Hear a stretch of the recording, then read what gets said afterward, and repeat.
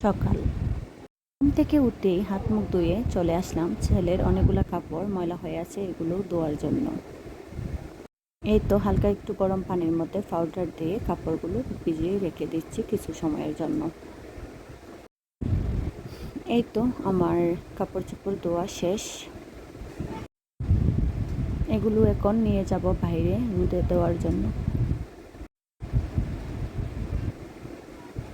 আজকে অনেক রোদ উঠেছে, দেখেই বোঝা যাচ্ছে কতটা রোদ উঠেছে। এই তো চলে আসলাম কাপড়গুলো রোদে দেওয়ার জন্য। এই তো কাপড়গুলো রোদে দিয়ে দিলাম।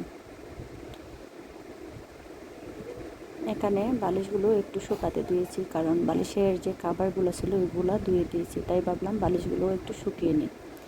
তারপর ঘরে চলে আসলাম। এসে এই তো গরুর মাংসের বিরিয়ানি খেলাম। আজকে সকালে নাস্তা এটাই খেলাম। আর এই বিরিয়ানিটা আমার ছেলেরও যেমন পছন্দ, তার বাবারও খুব বেশি পছন্দ। বাবা ছেলের এই বিরিয়ানি হলে আর কিছুই লাগে না।